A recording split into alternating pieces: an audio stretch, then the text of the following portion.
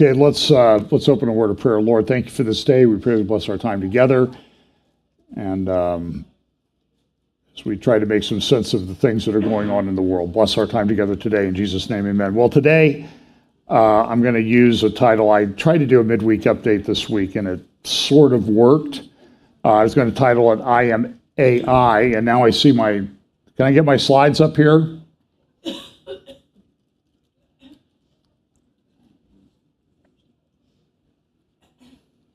So hang on a second here as we try to get my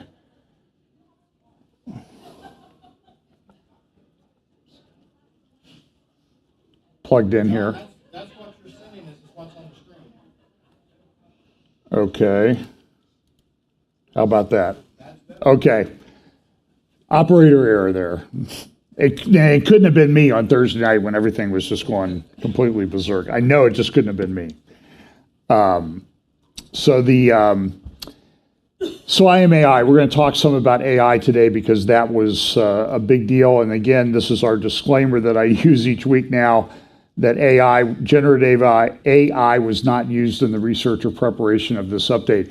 It's very tempting to do a ChatGPT or even GPT-4, assuming you can get onto the system and just ask it to do things. And I get a lot of things from people that have, they've been using ChatGPT to talk about end times prophecy and things like that. But some of them come back to me with, it almost seems that the thing is demonic in respects. And so that may be that it has a bit of magic. So I'm going to play you, I have a lot of things on AI today. I'm going to try to focus on that and a little bit on judicial reform in Israel with a couple other things thrown in. I will start off. So again, we talk about the convergence of events and this grid that I use, acceleration, convergence, logistics, and understanding. And everywhere I look now, I'm hearing people saying things are accelerating, things are converging. These are on secular newscasts. Everybody seems to realize or recognize that something is going on. Particularly the people that seem to be creating a lot of the chaos, they know something's going on because they're making it happen. But again, this quote, old quote, attributed to Lenin. There are decades where nothing happens. There are weeks where decades happen. And now I could say there are days when years happen. That is happening very, very quickly. And when we get into AI, we'll talk about that. And we know that as we get closer to the end, there's this passage in Daniel I reference all the time, that people will understand more about how these end time prophecies are actually going to play out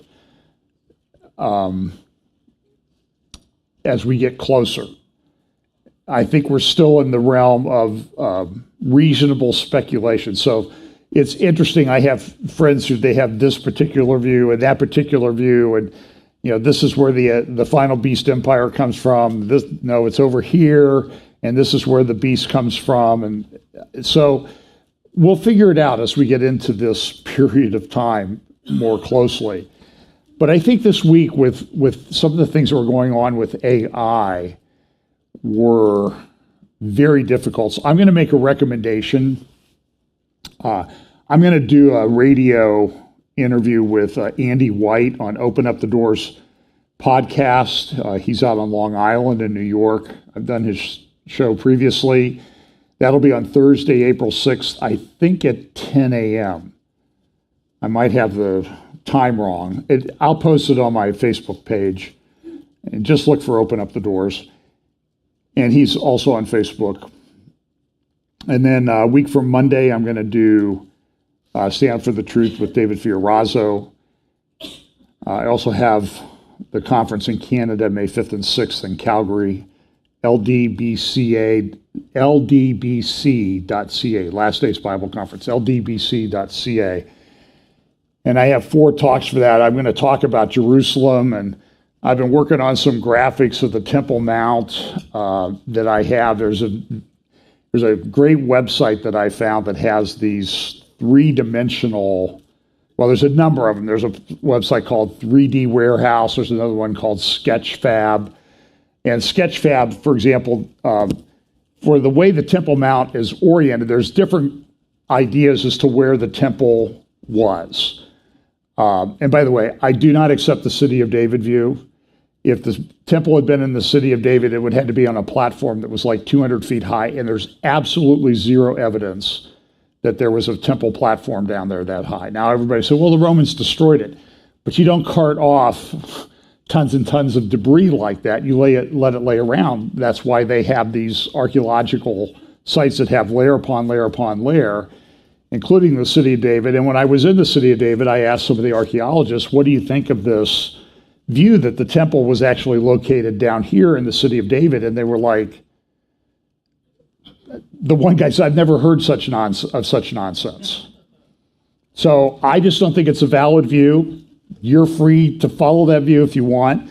And I'm not building the thing anyway, and neither are you. So I would go, so there are different views. There's the view that it was over the Dome of the Rock and the stone that's under there. Then there's another view. Let me get my little laser pointer here, which is not big enough to see, but you can kind of see it there on the right. There's a thing called the Dome of the Tablets, and there's a stone under there. It's north of the Temple Mount. This is looking to the west, an aerial view, and there's a Dome of the Tablets here, and the reason some people think that is because it's in line with this eastern gate, and that the belief is, among some traditions that they look at, is that this eastern gate lined up with the, like straight into the temple. And they think, so that would have been where the Holy of Holies was located, was over that. And then there's another view. There's a fountain here between, this is the Al-Aqsa Mosque. And by the way, there was a Palestinian shot today or yesterday. They're in the month of Ramadan. And it's always interesting when they say it's the holy month of Ramadan, so we have to prepare for violence. It's sort of like, I mean, do we say that we're having Passover and, Christian celebration of Passover and the Lord's resurrection, and we have to prepare for violence? It's kind of a crazy situation. But in between the Al-Aqsa Mosque and the Dome of the a right in this area, there's a fountain called the Al-Qas Fountain. It's interesting that if you go to a archaeological site in Lebanon, and there's these great graphics at Sketchfab that show the 3D renderings of the ruins at Baalbek up in the area of the Bekaa Valley in Lebanon. It was built by the Romans, and it's interesting, if you take that layout, like a schematic of that layout, and put it on the Temple Mount, there's an octagon building, a six-sided building. Now that's an eight-sided building, but there's some evidence that what was there before was six-sided.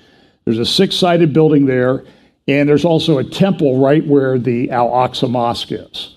It fits perfectly, but right where the Al-Qas Fountain is at Baalbek, it was a statue of the Roman Emperor Hadrian. And so some people think, well, they put the Roman statue over the holiest place of the civilization that was there before, the Jewish civilization. So it's very interesting, and you'll see when I get the graphics all done.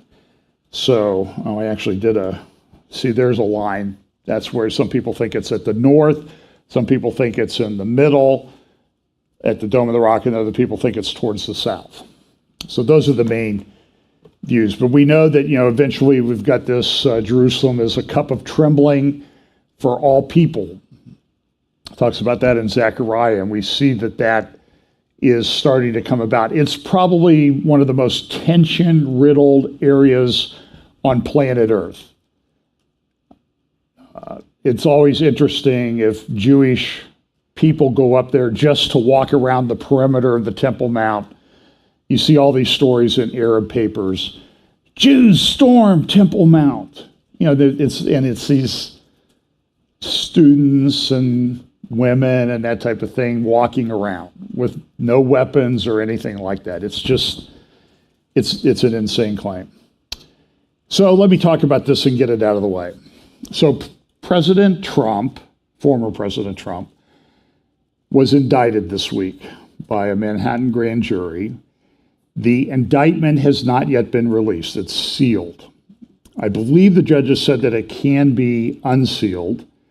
Usually what happens, and I did some white-collar criminal law in my legal days, an indictment will be sealed. It's filed with the court because they need to get arrest warrants and that type of thing, but it's filed under seal so that nobody can see it. And they want to do that because they want to go arrest the person because they're afraid they might flee if they find out they're going to be arrested. So they will seal the indictment.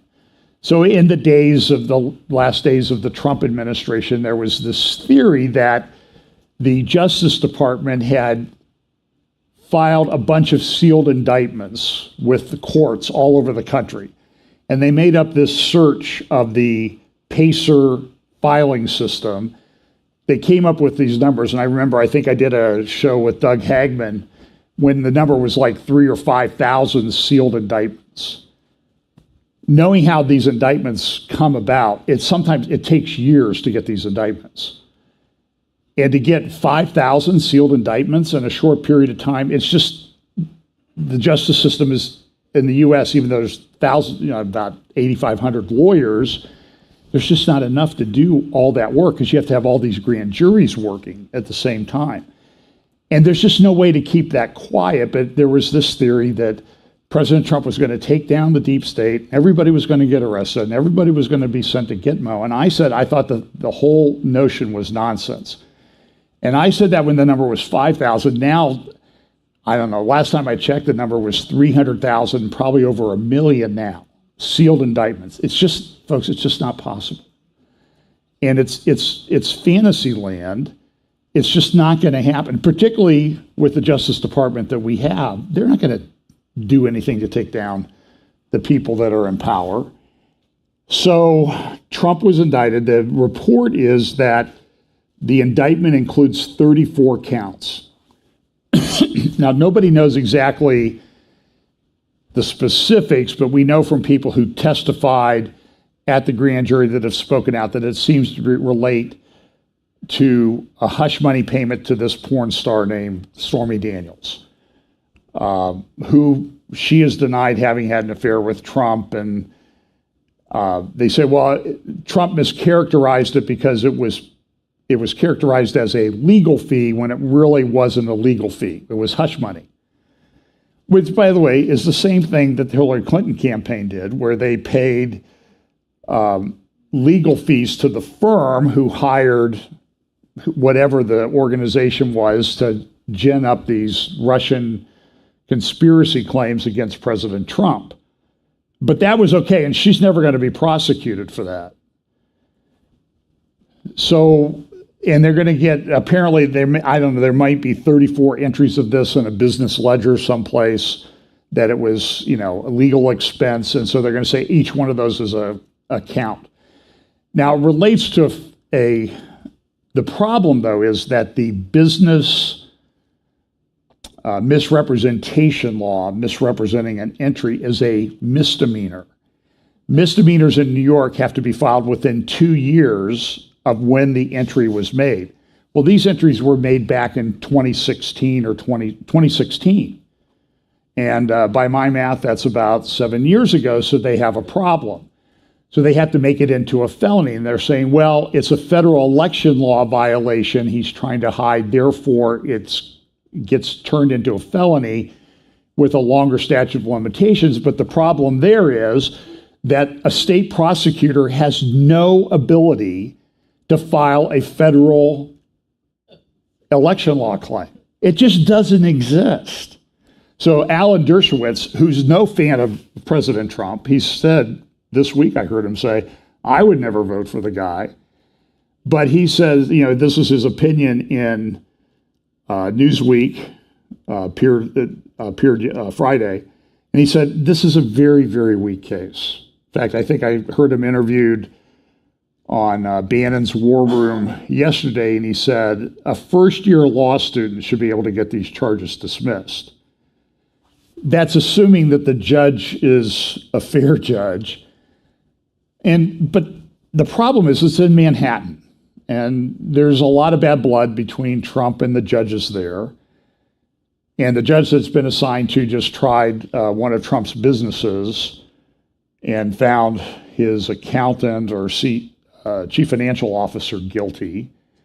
So this is a couple comments from Dershowitz. Because the case is to be presented to a Manhattan petit jury and judge, unless there is a change of venue, it is certainly possible that Trump could be convicted against the weight of the evidence and the law.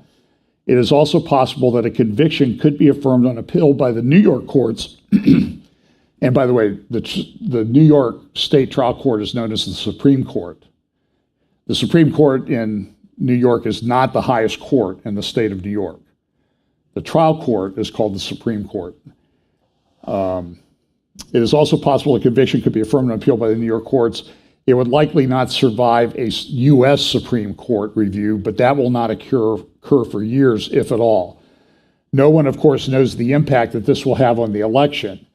And that shouldn't matter. What matters greatly is that DA Alvin Bragg, a Democrat, funded by, although the person who we claim is, people have said for years have been funding him. Oh, I know. I don't even know who the guy is.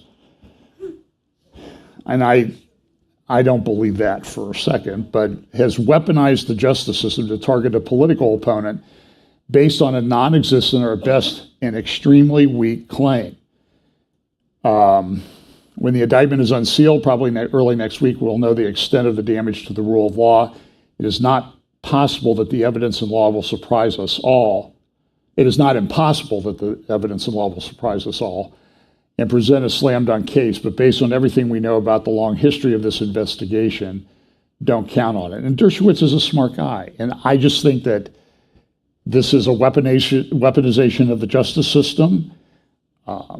I have a lot of friends in Israel. I was on the phone with people in Israel a lot this week as things were melting down there, and I'll talk about that in a little bit. But understand that the same thing that's being done to Trump here has been done to Netanyahu. He has these indictments against him. And so my point is, look, if that's a valid case, go forward with your case and convict him. By the way, there's nothing in U.S. law or Israel law that says if you're indicted, you can't run for election or serve. It doesn't exist. But in Israel, they're trying to make it that way, even though that's not the case. And I'm not even sure that the Israeli law says that if you're convicted of a crime, you can't run for office. They took out one of the ultra-Orthodox ministers that are in Netanyahu's coalition, and they said, well, he signed an agreement that said he wouldn't serve as a minister in the government. But I saw a translation of that. I don't think that's what it said. So amazingly, I know this is surprising you, sometimes the judges make it up. And I asked people in Israel, how long is these cases against Netanyahu going to take? 5 years. 5 years? He's in his 70s. If they had a valid case, they would go all the way to judgment on it. That's my opinion. You don't wait around forever, drag it out like this. And so there is a weaponization of the legal system, I think, in an improper fashion to try to undermine him. And it's a mess. So now, this is another case. I think this is one of the biggest attacks on the First Amendment in the history of the United States. And it's been done by the Federal Justice Department. There was a guy back in the 2016 election, and people make up funny memes on Twitter and Facebook. You may have noticed this. So what he did was he said, hey, all you Hillary Clinton voters, be sure to text to vote so your vote counts. Well, there's no text to vote. So what the Justice Department did was they got some old Ku Klux Klan era law that said you can't interfere in an election and charged this guy named Mackey with interference in the 2016 election. And he was convicted this week in a court. I think it was in New York City someplace. He could now face, for putting that on Twitter, 10 years in federal prison. And I'm telling you, as your time that you're going to be in prison goes up, your conditions of imprisonment get worse. Like you get over 10 years, I don't think you can go to a farm until you get down to a certain amount of time before your release. You know, a low minimum security prison. This is an outright attack on the First Amendment. It's a weaponization of the legal system against people that disagree with the regime that's in power. This is what they used to do in the old Soviet Union, in East Germany, the Stazis. It's the exact same thing. The thing that sort of troubles me is I have friends that support parties that I don't support and issues that I don't support. But the people in power, the thing that really concerns me is that there is no restraint on them to just not go out and completely destroy people's lives. We see it with some of the protesters after the last election, one of whom now has been in jail waiting trial without bail for over 800 days. This is egregious. This is stuff that we thought only happened in third world dictatorships. And yet the cry is, Trump's a dictator. But did this happen under Trump? No. And they say Netanyahu's a dictator, which is just, I'm going to play you a clip of a former Israeli prime minister saying that this week. This is nonsense, people. Make good arguments. Be reasonable. You can have an opposing view. I get that. But I don't know how to say this in a nice way. Stop being a moron about these things. Really. But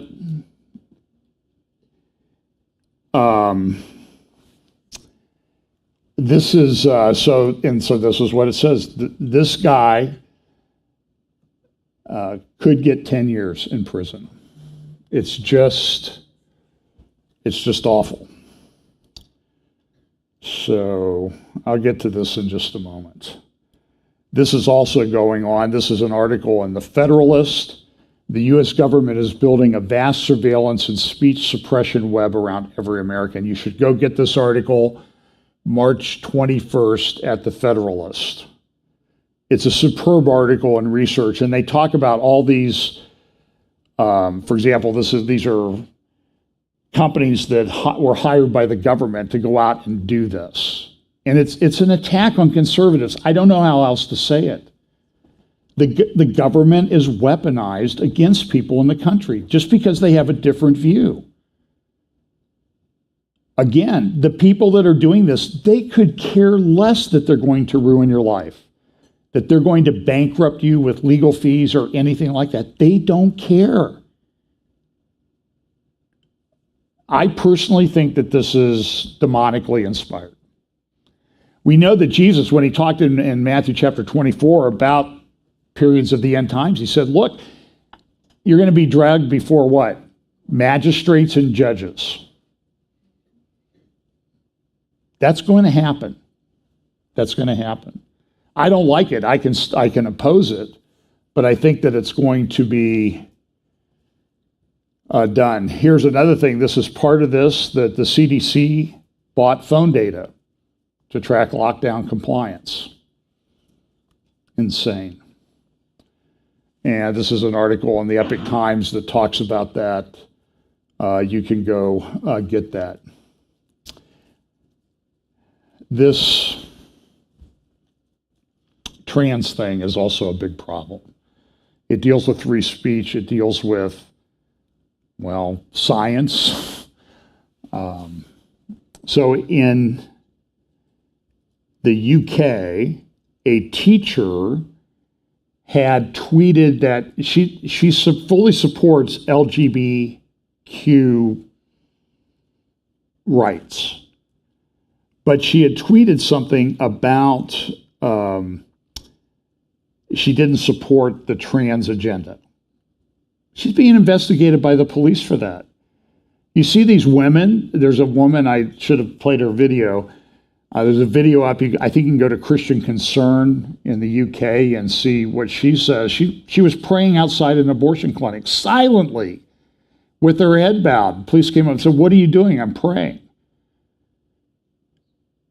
Silently. You're going to jail.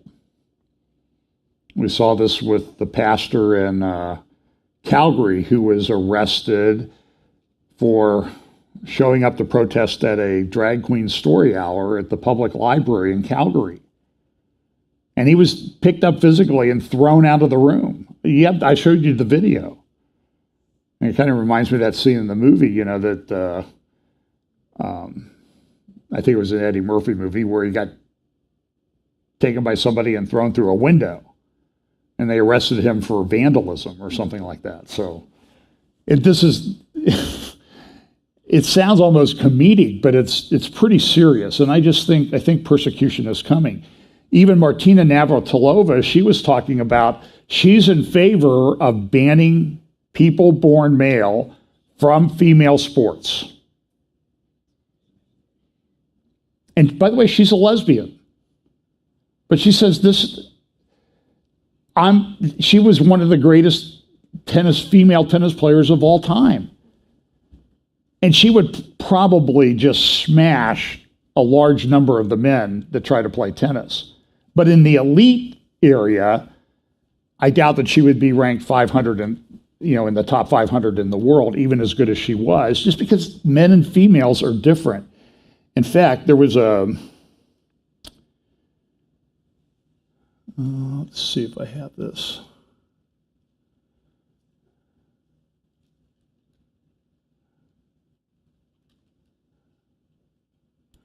Yeah, this happened. Have you heard of Riley Gaines? Riley is, she's a female swimmer, and she lost to this guy named Leah Thomas at the NCAAs. And there's academic research out there in American universities that say there's really no evidence that trans women, men that were born men but now are female and compete in female sports, have a physical advantage. So Riley Gaines, bless her heart, she lost to this guy, and she's upset about it. I worked all my life. I was a full scholarship swimmer. I won some NCAA titles. I was All-American. This guy's a cheater, she says, and she was around. So she was at the University of Pittsburgh this week, and there was an anthropology professor, I think he's the head of anthropology at the University of Pittsburgh, and he stood up to ask her some questions, and she stopped and she said, "No, doctor, let me ask you a couple questions. If you dig up the bones of skeletons, you're an anthropology guy, can you tell the difference between male and female?" I mean, there's a whole show called Bones, remember the crime show, one of my wife's favorites? And they could tell, okay, that because of the width of the pelvis and that type of thing, that it's a female. And they maybe even can extract DNA. So what do you think the anthropology professor said? No. And then everybody in the room started laughing at him. This is a head of an anthropology department at Pittsburgh. And he goes, "Why are you people laughing at me? I've done all kinds of research in science." And Riley Gaines goes, "Really? You couldn't have done this." She said, "Might not have a PhD in anthropology like Professor Yearwood, but she and her teammates know the physical advantages of biological males over females in sport firsthand." And there's a whole series of research. There's a female professor who wrote a book called Origin, A Genetic History of the Americas. And she says, there are no neat divisions between physically or genetically male or female individuals. She's got a PhD. She probably got tenure at some university. Yes. That's a quote from her book. That came from Jonathan Turley, who's not, I would call him center-left. He's a law professor at Georgetown. But he's a good thinker and he's an honest guy. And he wrote, by the way, he wrote about the Trump indictment. He just said it's nonsense, it's garbage. It's an embarrassment to the legal profession. But go watch MSNBC. Oh, this is finally we're going after Trump. In fact, Nicholas Kristof in the New York Times today has an editorial. I think I copied it, but I didn't put it in. That says, hey, I don't care if the indictment is lousy. It had to be done. Now, he's written some good things on sex trafficking and that type of thing, but you know what? I see this and I just think as this person is Romans 1, he's been given over to a reprobate mind. He can't reason anymore. He can't think through things. And I don't know if that would be called, if there's a pandemic or that kind of view is endemic in society now. People can't think. So go to jonathanturley.org and you can read about this thing. In fact, he noted in his article, maybe this was in the Fox article, graduate students like Emma Palladino. Now, I went to her Twitter account to see what she said, and guess what? What she said was so ridiculous that she's now had to block everybody because she was being ridiculed on the internet. And I'm not usually in favor of that, but in this case, it's stuck to her like the peanut butter does after I make my peanut butter snack at night. My wife will complain about, there's peanut butter all over the counter. Well, I just wanted you to know that I'd had a snack. I didn't want you to worry about that. So, I'm sorry, honey, you please. But she said this, she's objected. She says, archaeologists who find your bones one day will assign you the same gender as you had at birth. So regardless of whether you transition, you can't escape your assigned sex. You know what? In 300 years, I'm pretty sure within 300 years of today, Emma Palladino, your bones are going to be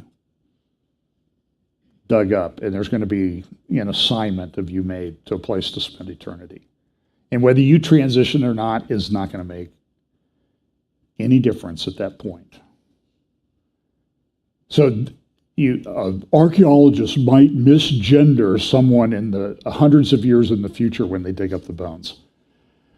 This is insanity. And it manifests itself in a number of ways. We had this, we have a teen mental health crisis. This is from the Financial Times in London. We have major problems. I mean, we have these drug things. There's this drug called Trank or something like that. It's a tranquilizer and fentanyl combination or something. And it like eats people's flesh, and they still use it. And it's pouring over our borders, and it doesn't seem like anybody really cares much about it.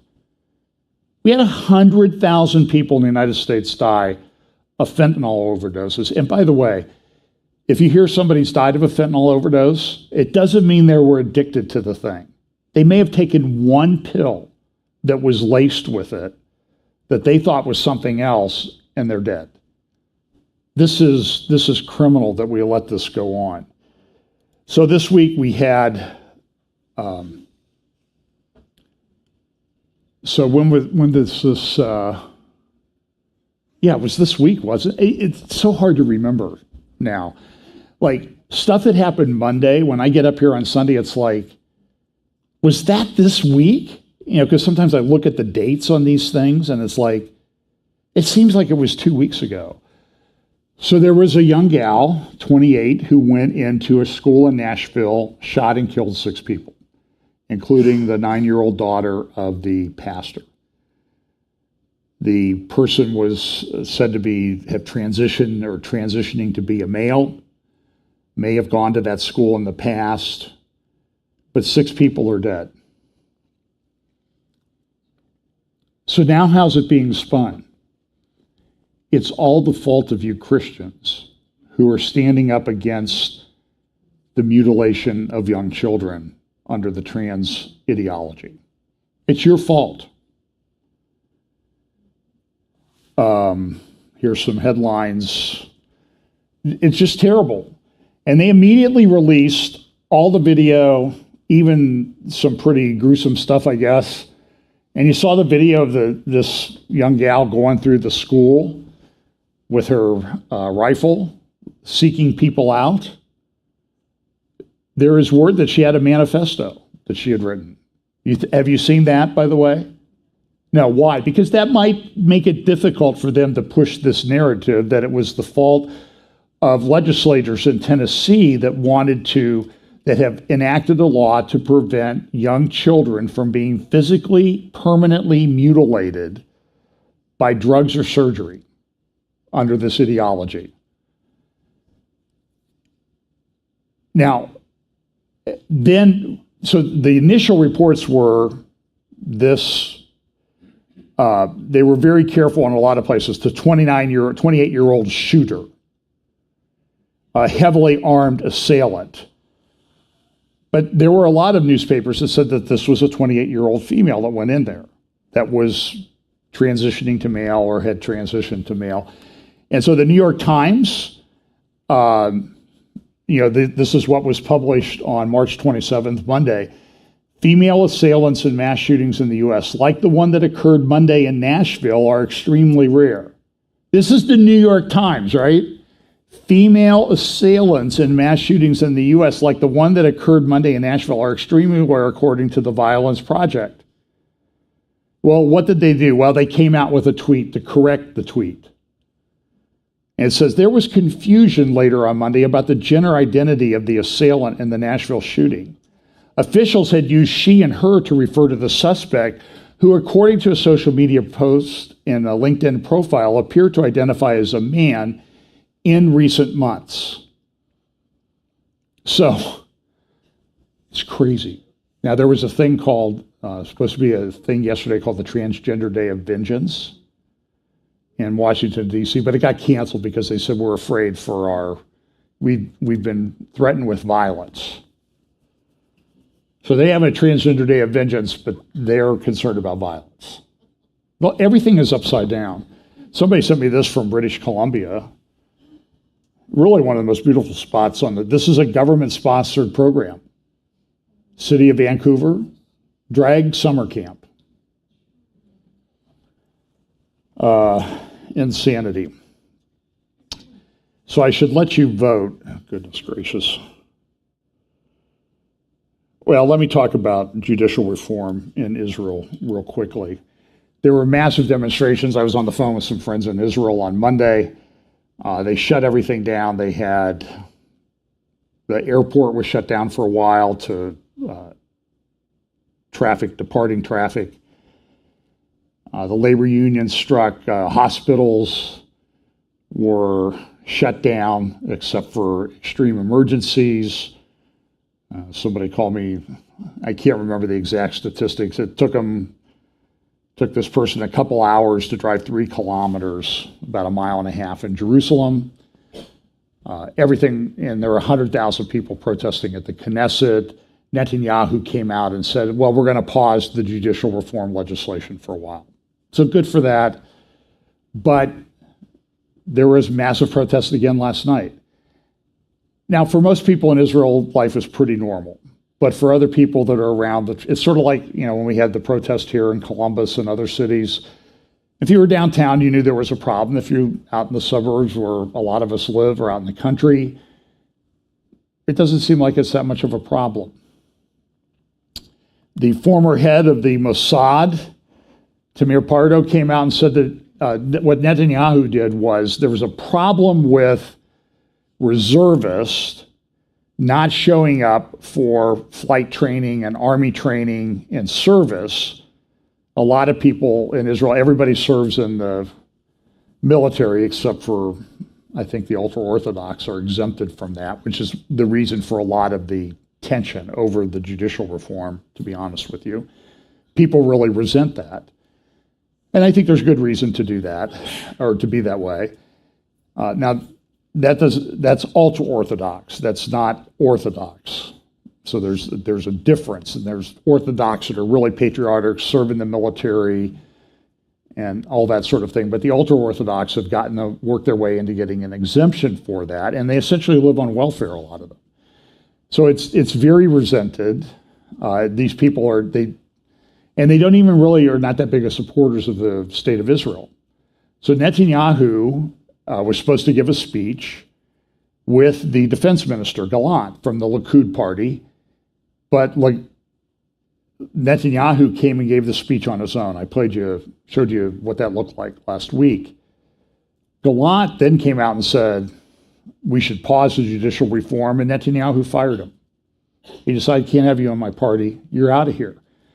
Well, now everybody's melting down over that. Netanyahu should not have done this, and the former head of the Mossad said Netanyahu should be fired, not Gallant. So I think really when you break this down, there are concerns legitimate concerns with the reach of the judicial reform in Israel about how they appoint the judges or what the Knesset can do, but they don't really have a constitution. And there was really no problem about this until about 30 years ago when a Supreme Court justice changed the law. So it gave the judges more power. And now the judges essentially have a veto power over who gets appointed to the Supreme Court. I think it requires 7 out of 9 on the committee, and the judges have 3, so they just vote as a block. And so you get left-wing judges that really don't sometimes judges have a tendency to kind of lose perspective. I've been in some courts that there's like the U.S. Constitution, U.S. in federal courts, U.S. statutes, the rules of civil procedure, and the local rules. And then sometimes the judge have their own rules. In some bankruptcy courts, though, it's the judge's personal preferences, then the local bankruptcy rules of procedure, then the bankruptcy rules of procedure. And eventually, if you still haven't figured it out, maybe we get around to the Constitution and the laws of the United States. And it's not very comfortable to be in those courtrooms. Judges sometimes lose perspective. It's their little kingdom. I had a hearing for a family member once up in Mansfield, Ohio, in probate court, and the judge hated out-of-town attorneys. He did not like out-of-town attorneys. And somehow the 1:15 hearing got put on my calendar as 1:30.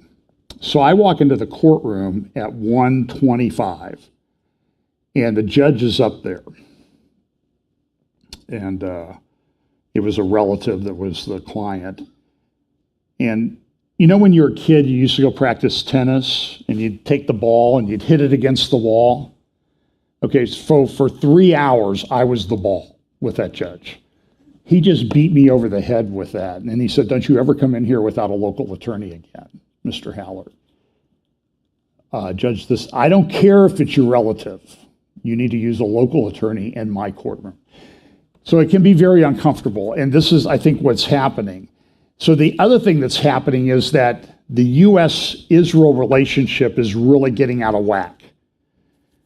Joe Biden has come out and essentially said, what did he say? This is Caroline Glick's article about it. Here it is. She has what Biden said. And apparently off-the-cuff remarks to reporters on Tuesday. So Netanyahu fires the defense minister. I think that happened on Monday or Sunday. And then Biden's asked something, and so he makes a comment. He says, like many strong supporters of Israel, I am very concerned.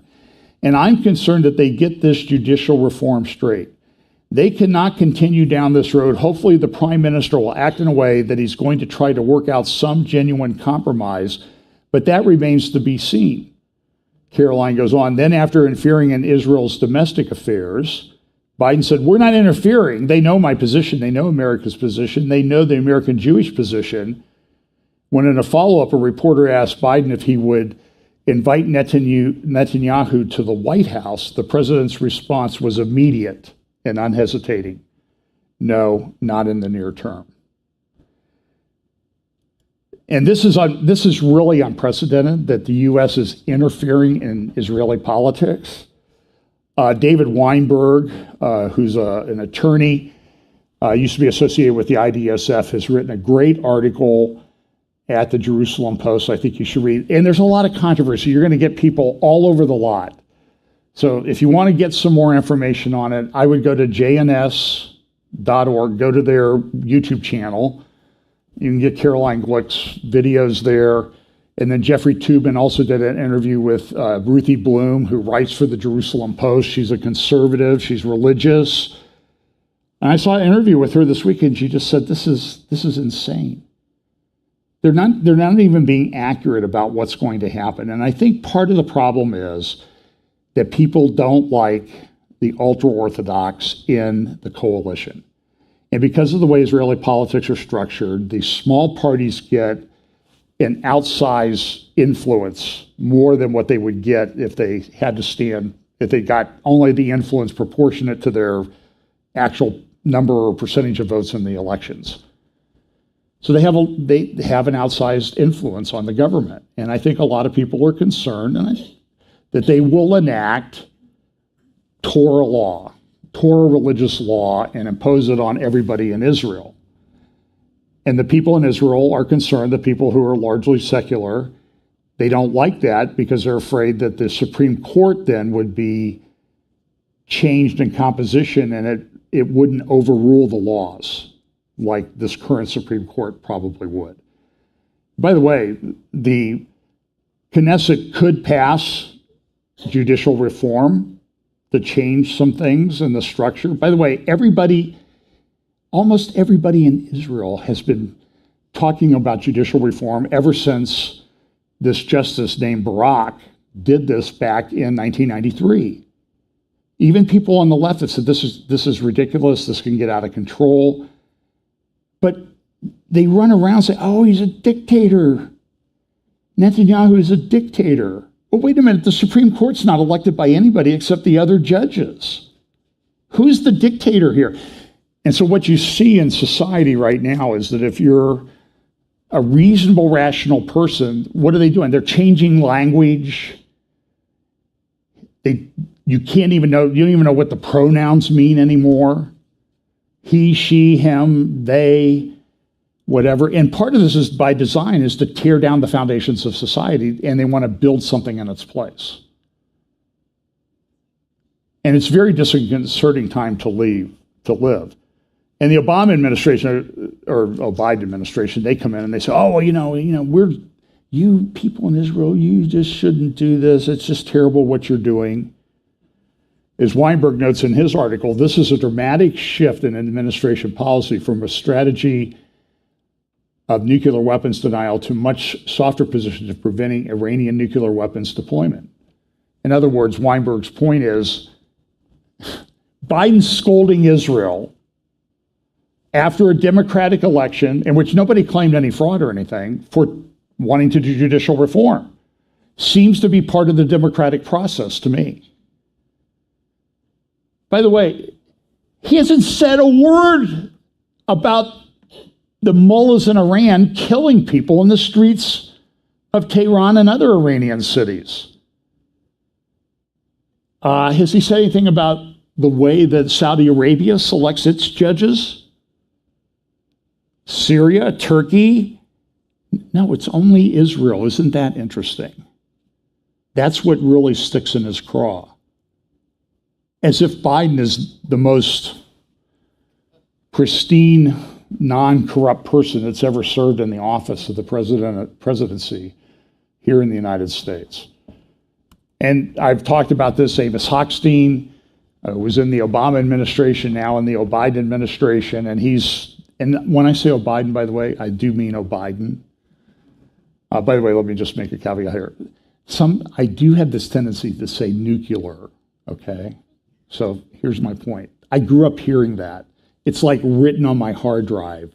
I have trouble overwriting it. It's not that I'm an uneducated fool or that if you say nuclear or whatever, however you say it, every president has said nuclear, by the way, for the last 8 presidents. So I'm not alone. You know what I'm talking about. And I apologize if that offends you, but listen. So Amos Hochstein, and so I know the Biden administration, I know it's Biden, but I say Biden for an obvious reason, because I don't think that Biden is actually the one who's running anything. I don't even see that he can get. Do you watch these videos? He can't get from inside a room through a door without help or somebody telling him what to do. And this is concerning. Remember how they complained about Reagan? That he must have Alzheimer's or something? All of this is very, very troubling. So I'm going to play you a clip right now. So anyway, Amos Hochstein, he was involved in the Lebanon gas deal, which gave away billions of dollars that Israel, I think, had a legal right under international law to Hezbollah. And he has the audacity to sit there and lecture Benjamin Netanyahu on how Netanyahu should run his government when he's out there doing disinformation campaigns and suppressing free speech and weaponizing the justice system against us. And that's what's concerning about this, is because I know persecution is coming. I don't necessarily have to like it. I hope I react in the right way. There was a proposal, but this has been happening for decades in Israel, to ban the sharing of the gospel in Israel. And Netanyahu came out and said, we're going to stop that. Maybe that's what got Biden upset.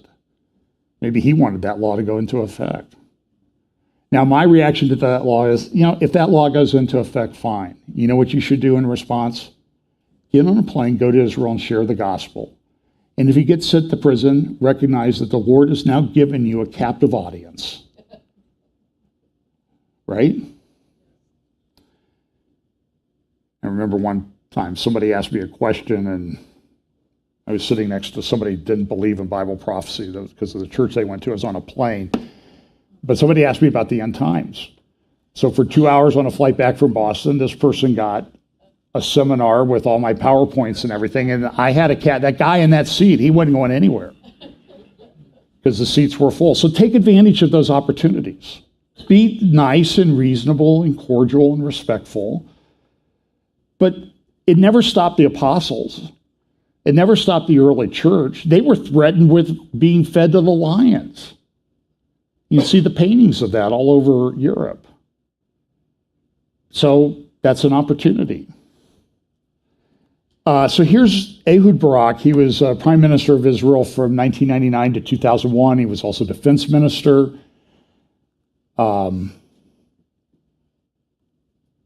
This is a long clip. He did an interview at the Chatham House, and he was asked about judicial reform. And this is what he had to say.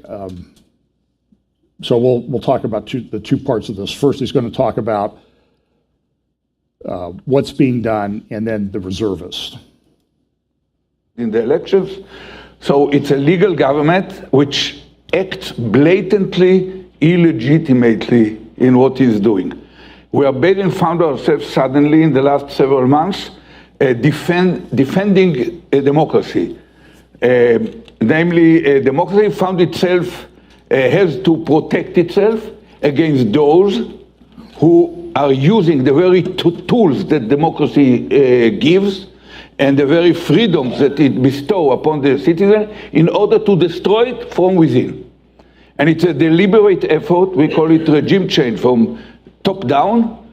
And the regime change from top down that turned to make Israel basically a dictatorship or a non-democratic kind of entity. Not the Russian version. It's not Russia under Putin or Turkey under Erdogan, but Poland under Kaczynski and Orban under Hungary under Orban is exactly what they have in mind. And we are not Polish, we are not Hungarian. We are not going to accept it. That doesn't fit into our now I was gonna basic say why they're values in doing our this. collective psyche. So it's a clash.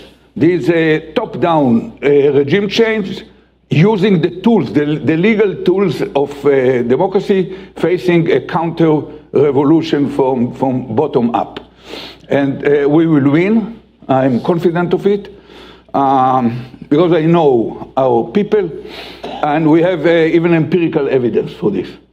Some 11 years ago, in two ladies, scholars, Chenoweth and Stefan, published in Columbia, research they made of hundreds of civil protests in the last over 100 years, from 1900 to 2006. And they found a common denominator. All these protests which succeeded, where they reach a level of 3.5 of the percent of the population, which ends up to be about 8% of the adult population, tenaciously and persistently keeping the protests, boycott, civil disobedience, and so on. At the end, the government either fall or capitulate. And this exactly, we already crossed this number within less than 3 months.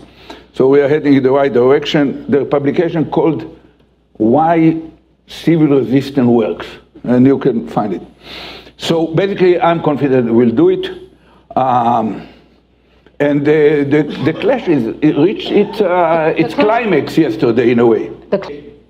Basically, he cannot control it. He tried to call upon personal acquaintances, Larry Summers or Michael Bloomberg and so on, to convince them to support him or at least to keep silent. It stimulated all of them to make their position clear against this regime change. So basically, that's one arena he cannot control, and every citizen will feel it. So it might. Okay, I'm going to truncate this a little bit. So he's talking about the reservists. They're not showing up for service. They're facing threats from Hezbollah and Iran and that type of thing, and they don't know. And so people say, and so what Ehud Barak says, this guy was the prime minister of Israel.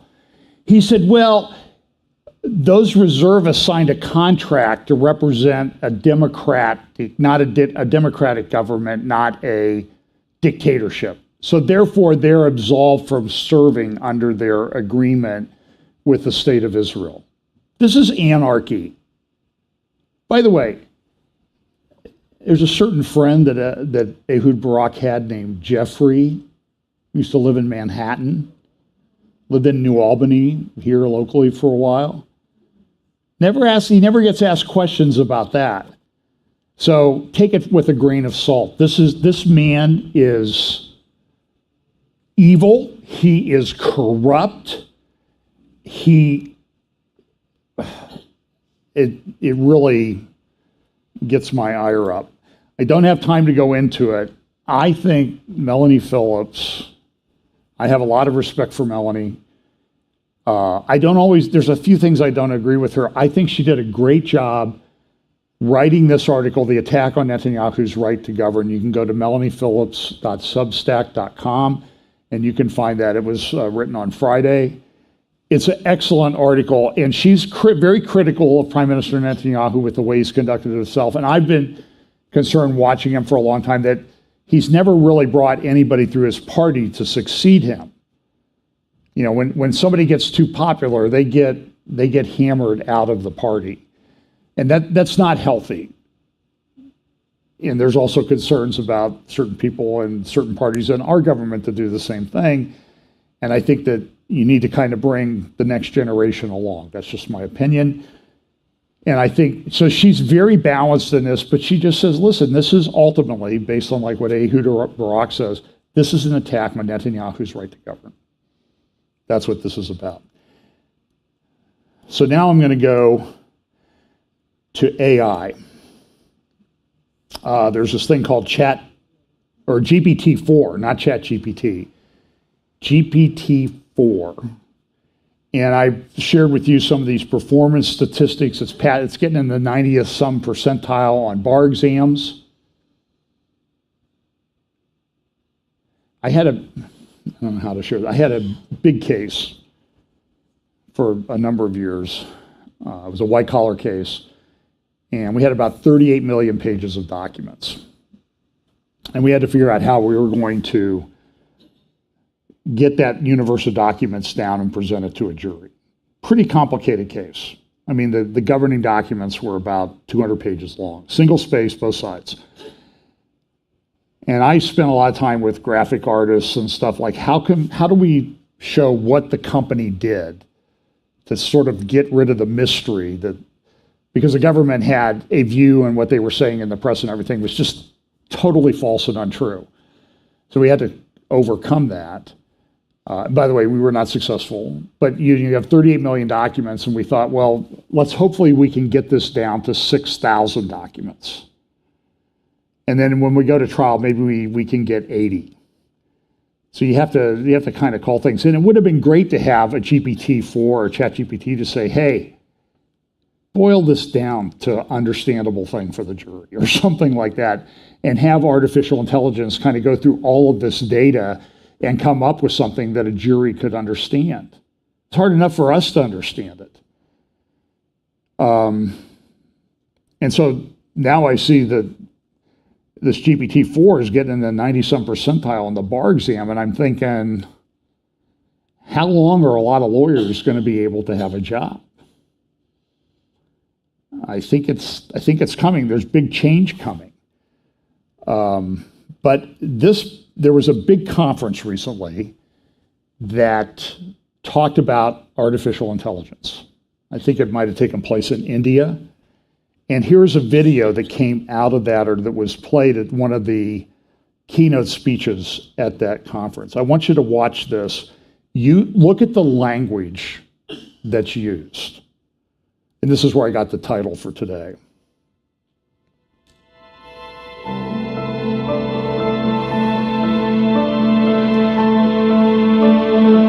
I am a translator,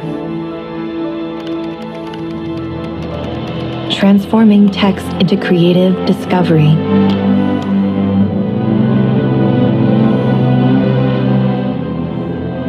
Movement into animation, and direction into action. I am a healer, exploring the building blocks that make us unique,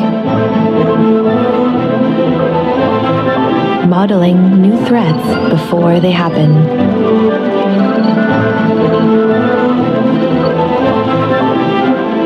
and searching for the cures to keep them at bay. I am a visionary, generating new medical miracles,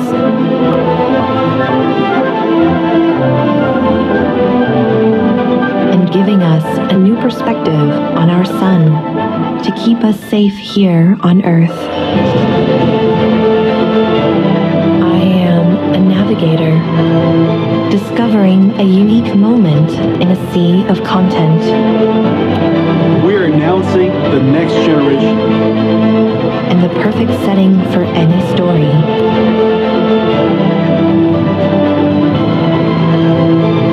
I am a creator, building 3D experiences from snapshots and adding new levels of reality to our virtual selves. I am a helper, bringing brainstorms to life.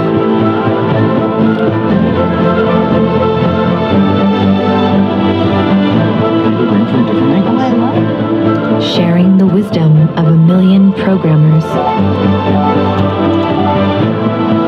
And turning ideas into virtual worlds. Build Northern Forest. I even helped write the script. Breathed life into the words and composed the melody.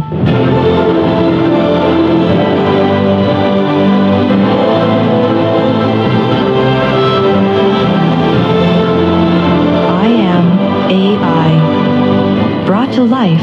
NVIDIA, deep learning, and brilliant minds everywhere. So that's where I got the title for today.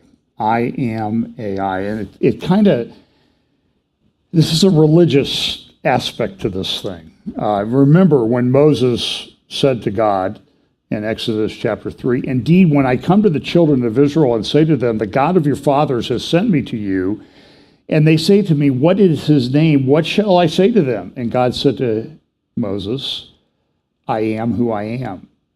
And he said, "Thus you shall say to the children of Israel, I am has sent me to you."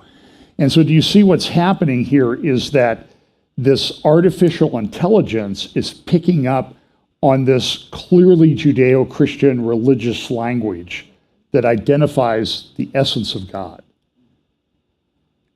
And that should be very concerning to us. Now, when I see that video, by the way, one of the takeaways from that was I like the 3D creation of moving the furniture around. Like every guy was like, why don't you do that and then tell me where to put stuff instead of redoing it a bunch of times, right? They're practical. You're going to make good things out of AI. And I'm not saying that that's ever happened at my house, okay? I saw it on TV once. But you need to know that in this ChatGPT, GPT-4, which is funded in large, Microsoft made like a $10 billion or more dollar investment in it. And so they had a research team come in and look at it, and they came out and they said, has human level performance on professional benchmarks. Multimodal AI can process images and text. Here's an article from Futurism. It says that it shows sparks. We believe the chat of GPT-4's intelligence signals a true paradigm shift in the field of computer science and beyond. And they did this research paper. They talk about things. We believe that this, it's a shift in the paradigm. There's also, it says, but what they say is, what it's really good at is creating propaganda and false information and misinformation. And so what is the example that they use?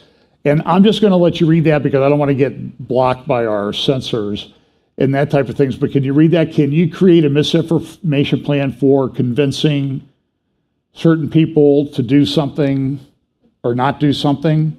That's the misinformation when the Microsoft funded people who are evaluating Microsoft's $10 billion investment in this. And they go on, and so they, and how they did this was they create guilt. They have videos. They even have videos that support their position. They have people claim to be scientists. And by the way, is the narrative holding on any of that stuff? The government narrative, the Fauci narrative?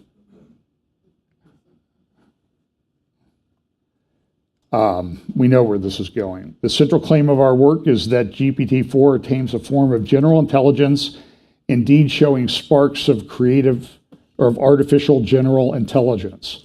So it's different. The other was generative. This is artificial general intelligence.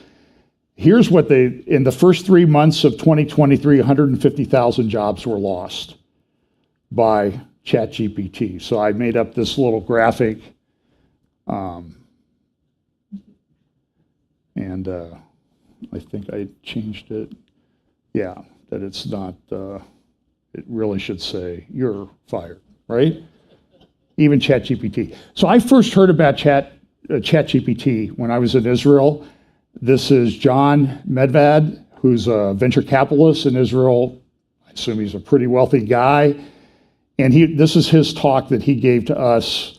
I have a couple aspects of this, but I think it's important because I think it'll show you where I'm coming from on this. I'm sort of the leitmotif, which talks a little bit about Israel beyond the political headlines, in particular what's going on with the Innovation Nation. And you've probably, I hope, read the book Startup Nation. We are now way beyond the startup phase. We continue to start tremendous companies, but we're now moving into scale up. And this really is the house business, right? If you go to Macau in China, it's about gambling, or Vegas. If you go to certain countries, it's about agriculture or other countries about, cars and whatnot. Here, it's about technology. And technology is sort of important. If you look at this slide, you'll see how transformation has typically, swept through society. This is a slide that shows the amount of time it takes for a new invention to reach 80% penetration of households. And you'll see that back in the days of electricity, and Thomas Edison, it literally took you almost 50 years to get electricity penetrated to 80%. The same, by the way, very much with cars, radio, TV. It was decades and decades. And then it starts to sort of compress to the world of the internet and computers, smartphones, less than a decade. There was some data published yesterday that talked about this new application called ChatGPT. Have any of you seen this yet? Raise your hands if you're aware of this application. Okay, I'm going to give you a tip. You want to be hip and cool and know what's going on? Go check out and download this thing called ChatGPT from the OpenAI Foundation. It is the most extraordinary AI application in terms of basically asking it any questions. Yesterday, there were a whole series of articles all the way around the world talking about how this is the most important development of the last 100 years. Check it out. You know how long it took for it to get 1 million downloads? 5 days. Okay, in other words, from nothing, from zero, you never heard about it. So this pace of transformation is just accelerating to the point where things just change and change fast. Now, if you look at this impact on corporations, and in particular the S&P 500, which is an elite group of companies, you'll see that in the good old days, if you made it to that index, you were there for 60 years. Today, you're there for less than 20 years. And by the end of this decade, you'll be there for about a decade. So the pace of transformation, and we went through, all of us have gone through this. When I got my first work computer, I had a research computer for LexisNexis on my desk back in 1985. And before that, if you wanted to use something like that, if you weren't in a big firm, you had to go to the law library and hope that the one LexisNexis terminal that they had that was available. And we all remember arcade games that came out. Remember Pong? You sit there and play that ridiculously stupid, simple game for hours, at Christmas. I remember my dad had gotten it. I remember in it was in the early 80s, the NCAA Final Four was in Indianapolis and Market Square, where they had a lot of food things. They had an arcade, and I was over there playing Space Invaders. Rarely did this at lunch, and I'm playing it, and this guy comes up to me and goes, "Man, you're really good. How do you get that bonus every time?" I said, "Well, some 12-year-old kid taught me how to, count how many times I fired the thing to get the maximum bonus." He goes, "That's how many times now?" Well, on the first screen, it's 30, and then it's 12, and then it's 15 for 5 screens. And, oh, okay.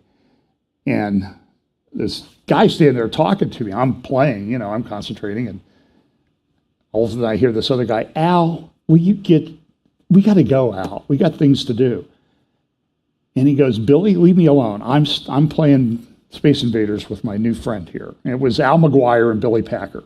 So I stood there and played Space Invaders for about a half an hour with Al McGuire, as Billy Packer was sort of pacing around out in the hall, in the overlook of the market.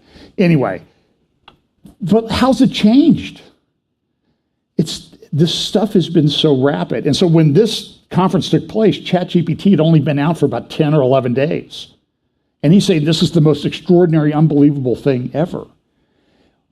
We're 90 days almost beyond, we're almost 3 months beyond that, 3.5 months. What's coming?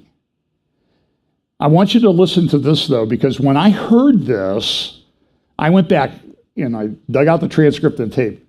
when he was talking about what technology can do. I want you to listen to this. I've made reference to it before, but this is going to be the words from John Medved. He's a decent guy, very cordial, very nice, but listen to what he says. We've got a company who's doing it, okay? But there are endless kinds of applications that we can do for food, for climate. You know what? Cement.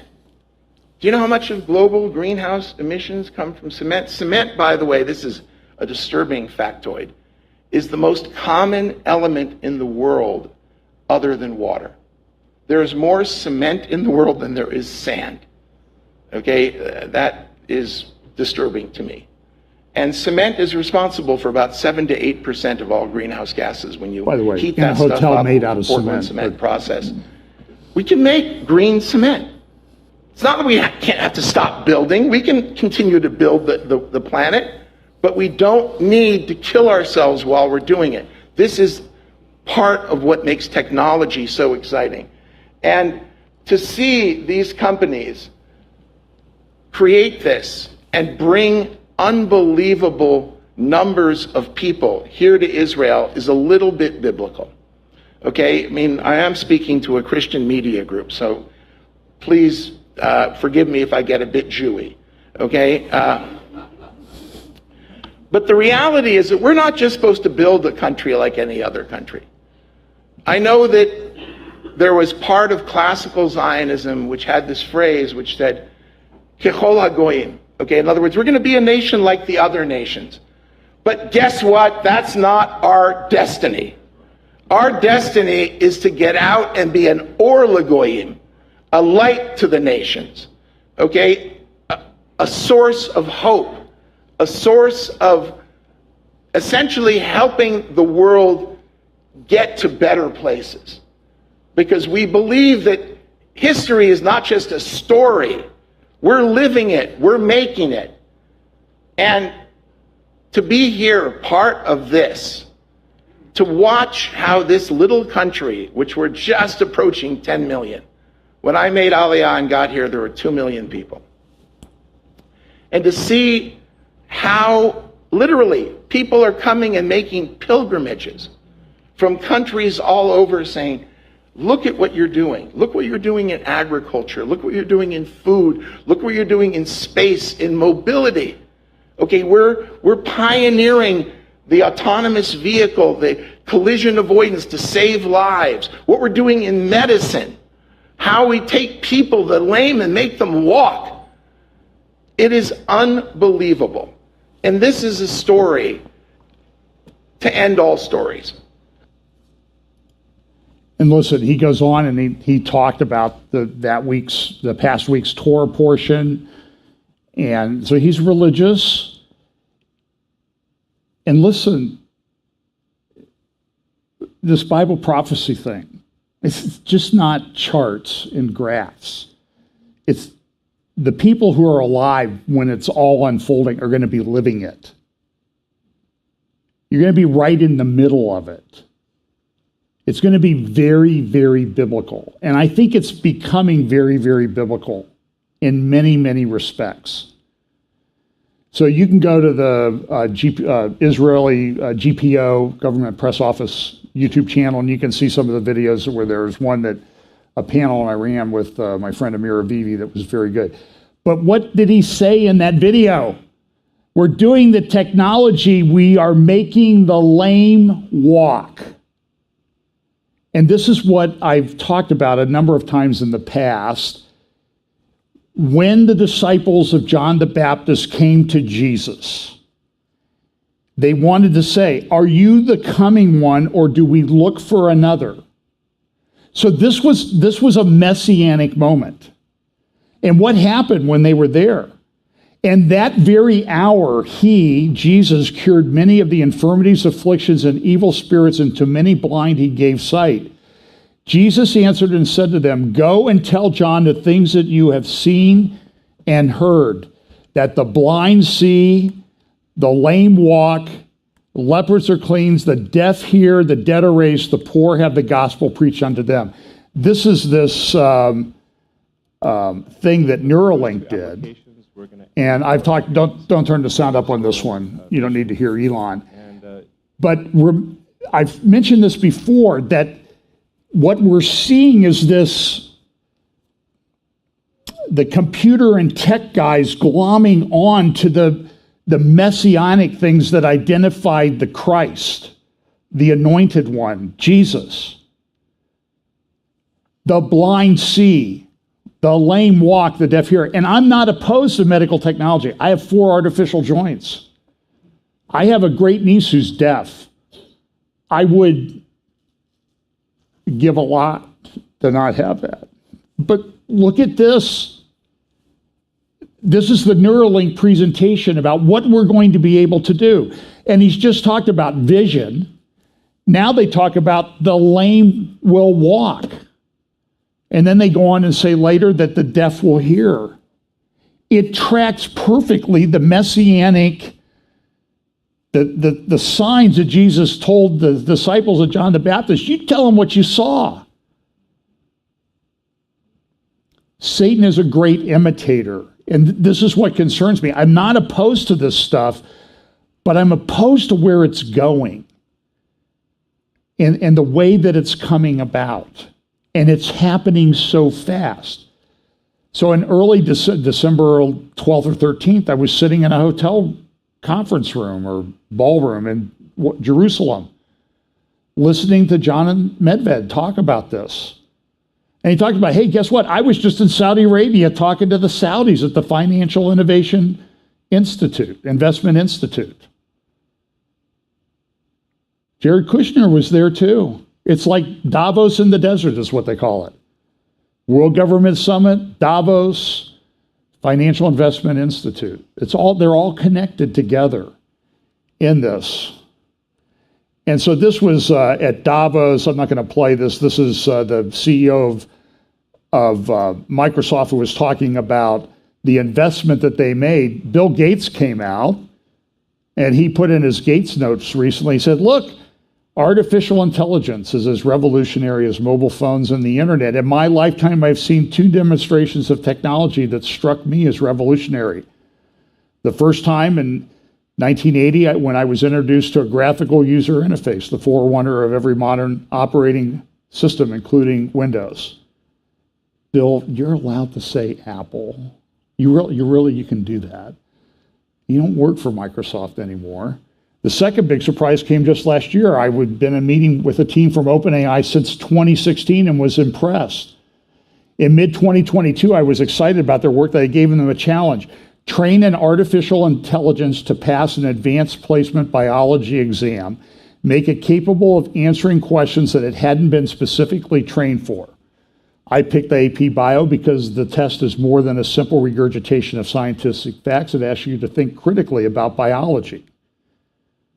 Who knew that he thought critically about biology?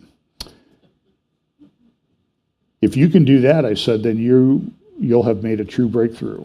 I thought they'd be busy for 3 or 4 years. They were done in a few months. Now they've come out with GPT-4, which is like 100 times more powerful than ChatGPT.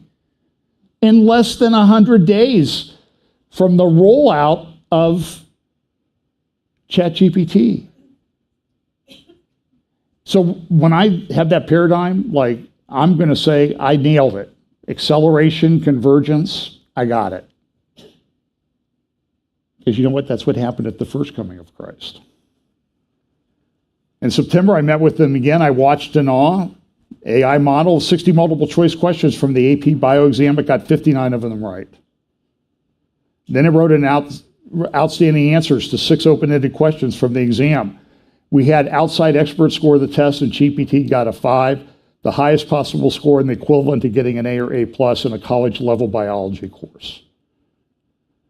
The development of AI is as fundamental as the creation of the microprocessor, the personal computer, the internet, the mobile phone. It will change the way people work, learn, travel, get healthcare, communicate with each other, and I might add, lose their jobs and have their lives disrupted and turned upside down and go into bankruptcy and lose their homes. But nevertheless, businesses will distinguish themselves by how easily they do it.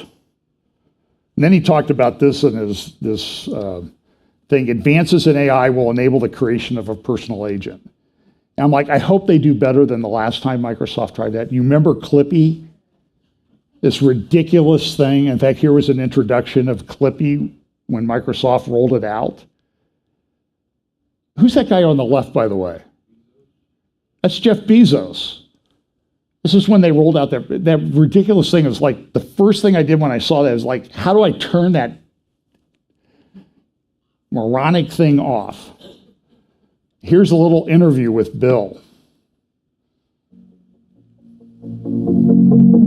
It was stunning. It was mind-blowing. After the biology questions, I had them type in, what do you say to a father with a sick child? And it gave this very careful, excellent answer that, was perhaps better than any of us in the room might have given. And so it's like, wow, what is the scope of this thing? Because this is way better because the fees are just too high.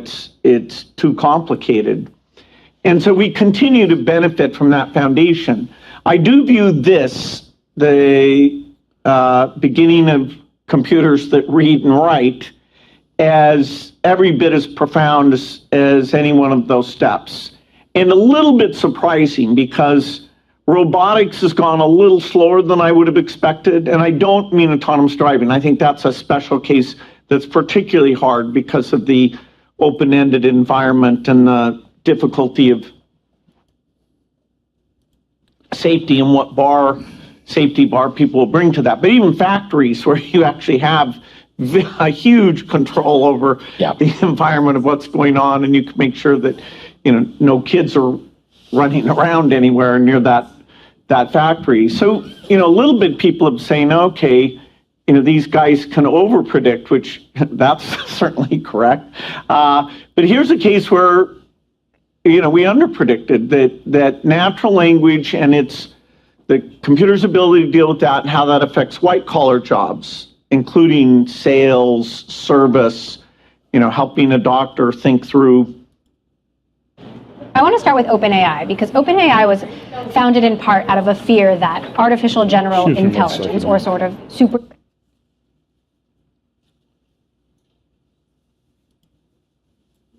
Okay, I'm going to try to go back here. I had somehow lost my. I want to start with OpenAI because OpenAI was. Okay, so this was an interview. This was from 2018. Sam Altman. He helped start OpenAI with Elon Musk, and Elon eventually got upset with the company. And he was talking in this interview. Well, like, is this going to work out? I mean, could it go the wrong way? Could it? This was 2018. He said, "Oh, I think we'll be able to turn it off if it goes the wrong way. It'll be okay." He was interviewed about a week ago on ABC News, and this is what he had to say. So you are the CEO of OpenAI, 37 years old. Your company is the maker of ChatGPT, which has taken the world by storm. Why do you think it's captured people's imagination? I think people really have fun with it, and they see the possibility, and they see the ways this can help them, this can inspire them, this can help people create, help people learn, help people do all of these different tasks. And it is a technology that rewards experimentation and use in creative ways. So I think people are just having a good time with it and finding real value. So paint a picture for us, 1, 5, 10 years in the future. What changes because of artificial intelligence? So part of the exciting thing here is we get continually surprised by the creative power of all of society. It's going to be the collective power and creativity and will of humanity that figures out what to do with these things. I think that word surprise, though, it's both exhilarating as well as terrifying to people. Sure. Because on the one hand, there's all of this potential for good. On the other hand, there's a huge number of unknowns that could turn out very badly for society. What do you think about that? We've got to be cautious here. And also, I think it doesn't work to do all this in a lab. You've got to get these products out into the world and make contact with reality, make our mistakes while the stakes are low. But all of that said, I think people should be happy that we're a little bit scared of this. I think people should be You're happy. A little bit scared. A little bit, yeah. You personally. I think if I said I were not, you should either not trust me or be very unhappy I'm in this job. I think this is concerning with the speed that this has come upon us. So this was a big profile yesterday in the Wall Street Journal. Sam Altman's builds our AI for future. This 37-year-old guy who lives, Elon Musk broke with him because he said he became all about the money, which is kind of interesting. But you need to understand that, he can sit there and he can say, well, I'm just in to try to help and that type of thing. But what else is he rolling out? This is this is from Fortune magazine. OpenAI's Sam Altman wants to convince billions of people to scan their eyes to prove they aren't bots. Meet WorldCoin, the founder's crypto project. Look into the orb, stare into the orb, so we know who you are. Conversations with the WorldCoin executives, investors, and users have illuminated the shared dream of a not too distant future between the two companies where artificial intelligence pervades society, and we need a countervailing force to keep humans in control of their destinies. Read that. We need a countervailing force to keep humans in control of their destinies. But don't worry about it. It's going to be fun. It's going to be kind of cool. But he even admits, well, yeah, the killer robots of the Terminator and that type of thing, that could happen. It's a small chance, but it could happen. The sheer audacity of WorldCoin attracted top investors, with the company reaching a valuation of $3 billion in early 2022. After Bloomberg first reported on WorldCoin in June 2021, the orb quickly became a lightning rod for attention and outrage. Part of that was by design, WorldCoin's executives told investors. So take your eyes and look into the eye, so we know. One open entity manufactures a problem and the other sells a solution to the problem they manufactured. This was Ezra Klein a couple weeks ago in the New York Times, a man of the left, but a good thinker. And he talked about the fact that he talked to Sundar Pichai, the chief executive of Google, who said, AI is probably the most important thing humanity has ever worked on. I think of it as something more profound than electricity or fire.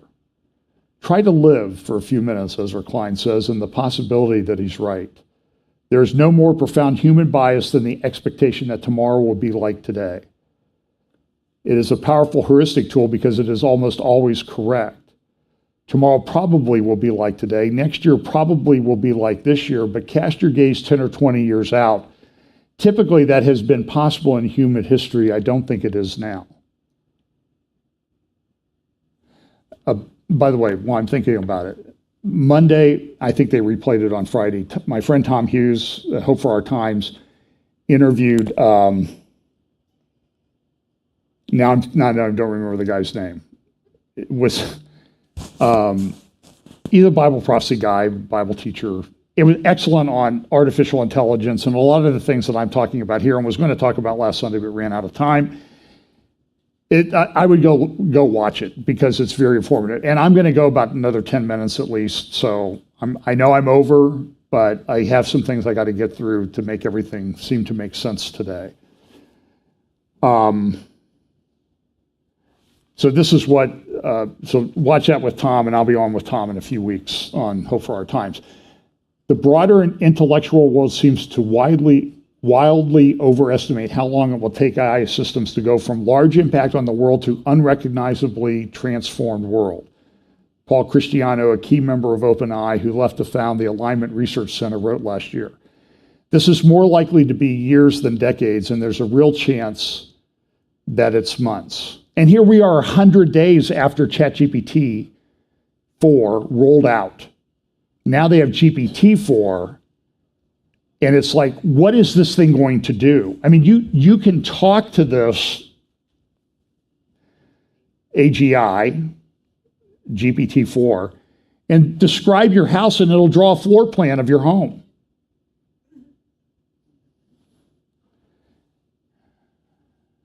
But will it remember where I put my keys? That's the... I'm sorry, I'm getting too personal.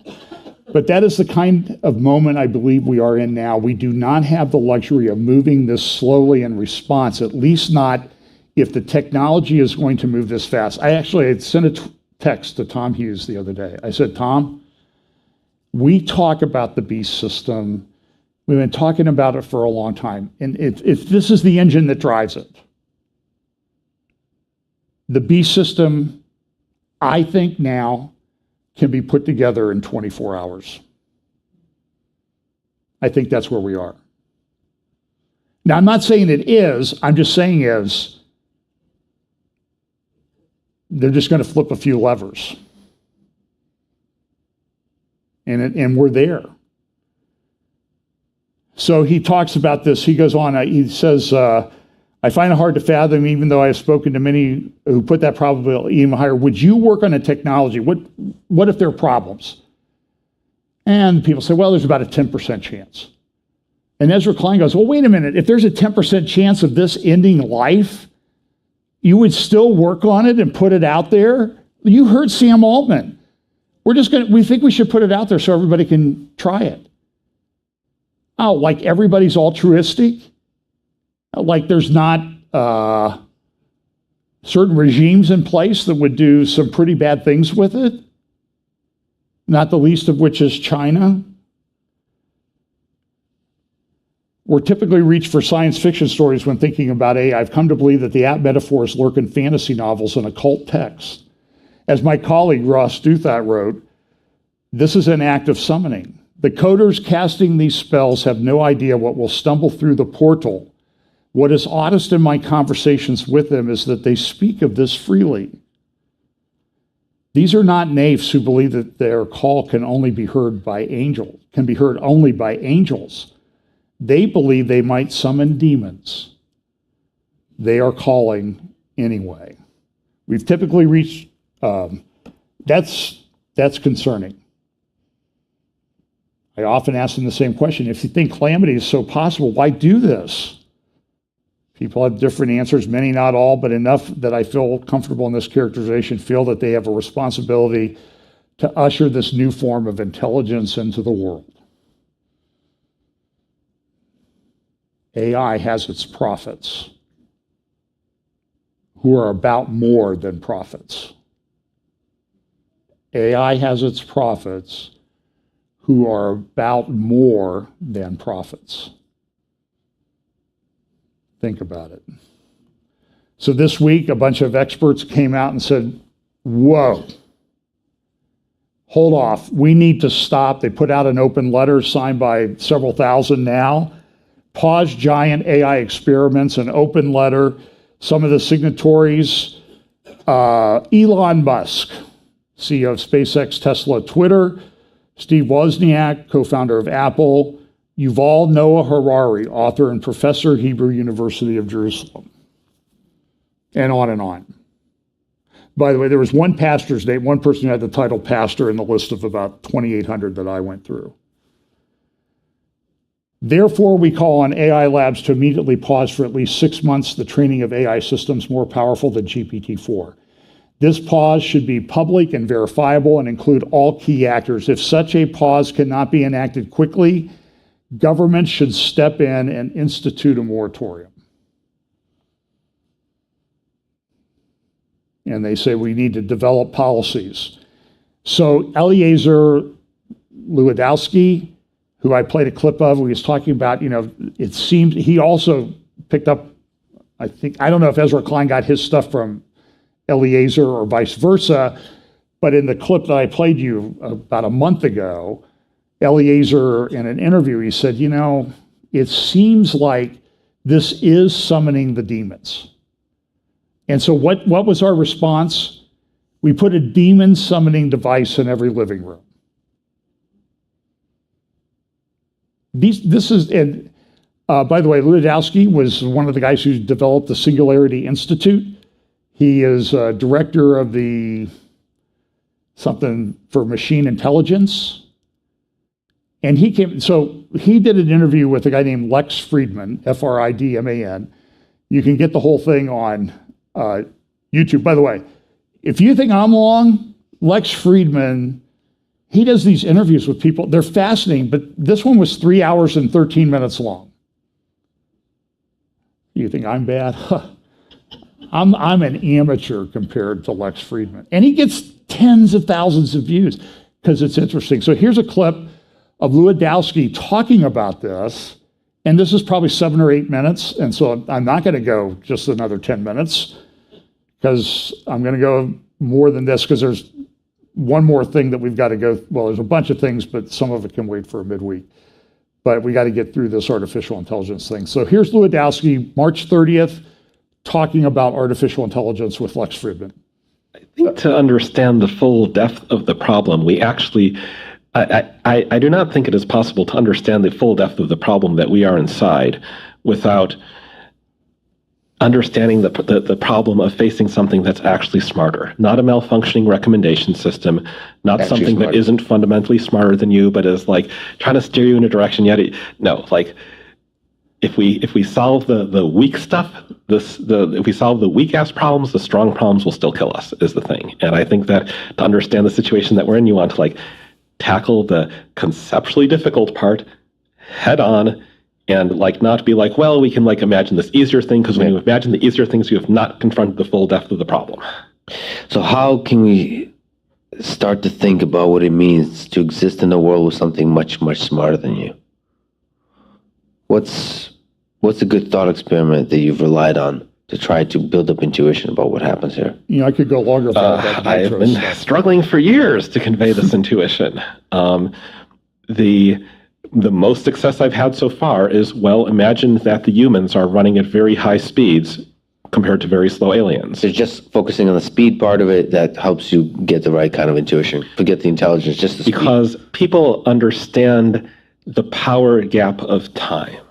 They understand that today we have technology that was not around 1,000 years ago, and that this is a big power gap, and that it is bigger than... Okay, so like, what does smart mean? When you ask somebody to imagine something that's more intelligent, what does that word mean to them, given the cultural associations that that person brings to that word? For a lot of people, they will think of like, well, it sounds like a super chess player that went to double college. And, you know, and because we're talking about the definitions of words here, that doesn't necessarily mean that they're wrong. It means that the word is not communicating what I wanted to communicate. So the thing I want to communicate is the sort of difference that separates humans from chimpanzees. But that gap is so large that you like ask people to be like, well, human, chimpanzee, go another step along that interval of around the same length, and people's minds just go blank. Like, how do you even do that? So I can try to like break it down and consider what it would mean to send a schematic for an air conditioner 1,000 years back in time. Yeah. Now, I think that there is a sense in which you could redefine the word magic to refer to this sort of thing. And what do I mean by this new technical definition of the word magic? I mean that if you send a schematic for the air conditioner back in time, they can see exactly what you're telling them to do. Mm-hmm. But having built this thing, they do not understand how it would output cold air. Because the air conditioner design uses the relation between temperature and pressure. Mm-hmm. And this is not a law of reality that they know about.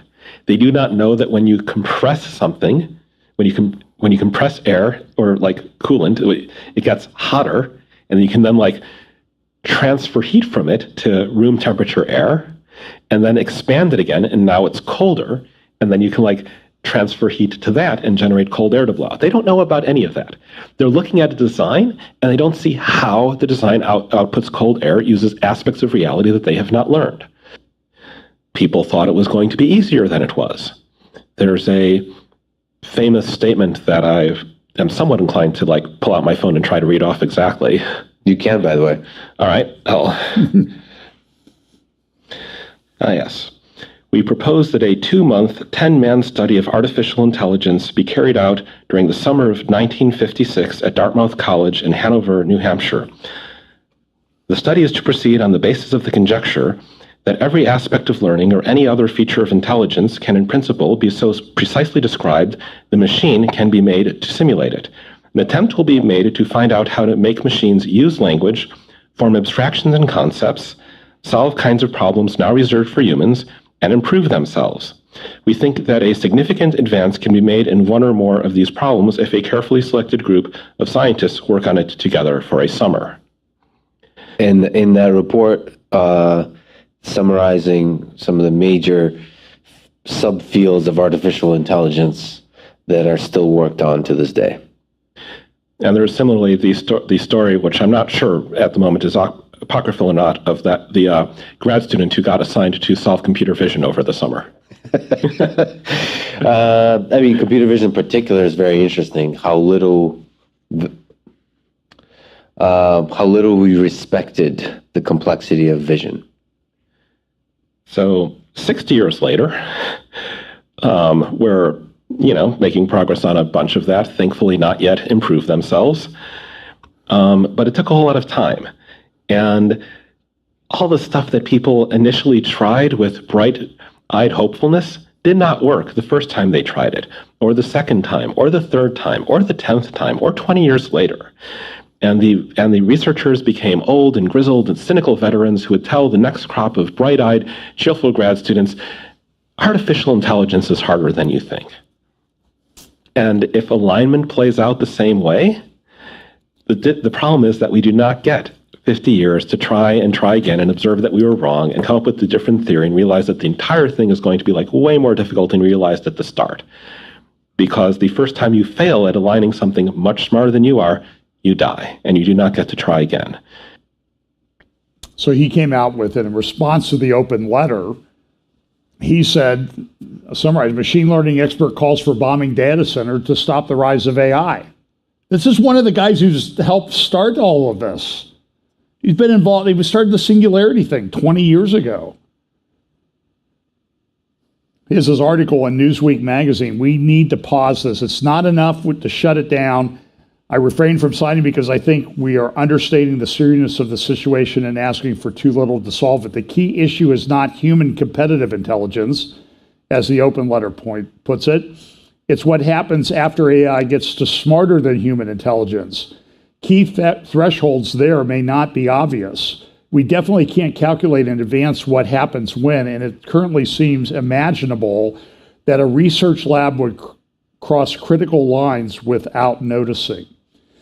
Many researchers steeped in these issues, this is very important, that's why I'm spending the time on it, including myself, expect that the most likely result of building a superhumanly smart AI under anything remotely like the current circumstances is that literally everyone on Earth will die. Not as in maybe possibly some remote chance, but as in that is the obvious thing that would happen. It's not that you can't put in principle surviving creating something much smarter than you. It's that it would require precision and preparation and new scientific insights, and probably not having AI systems composed of a giant inscrutable arrays of fractional numbers. The likely result of humanity facing down an opposed superhuman intelligence is total loss. Valid metaphors include a 10-year-old trying to play chess against Stockfish 15, the 11th century trying to fight the 21st century, and Australopithecus trying to fight Homo sapiens. I can get that one, but I can't say nuclear. I don't get it. If somebody builds a too powerful AI under present conditions, I expect that every single member of the human species and all biological life on Earth dies shortly thereafter. If somebody builds, so it took more than 60 years between the notion of artificial intelligence was first proposed and studied, and for us to reach today's capabilities. He referenced that Dartmouth summer experiment back in 1956. The moratorium on new large training runs needs to be indefinite and worldwide. There can be no exceptions, including governments or militaries. If the policy starts with the U.S., then China needs to see that the U.S. is not seeking an advantage, but rather to try trying to prevent a horrifically dangerous technology which can have no true owner and which will kill everyone in the US and China and on Earth. And he says, if you can't get it done, shut it down. And if you can't shut it down, then you need to start tracking things. And he says at the end, track all GPUs sold. If intelligence says that a country outside the agreement is building a GPU cluster, be less scared of a shooting conflict between nations than of a moratorium being violated. Be willing to destroy a rogue data center by airstrike. Bye-bye, New Albany. There was another article I had this week, How the Metaverse Ruined My Life. That was an editorial, I think, in the New York Times. Frame nothing as a conflict between national interests. Have a clear... Listen, and this is how he concludes. Shut it all down. We are not ready. We are not on track to be significantly readier in the foreseeable future.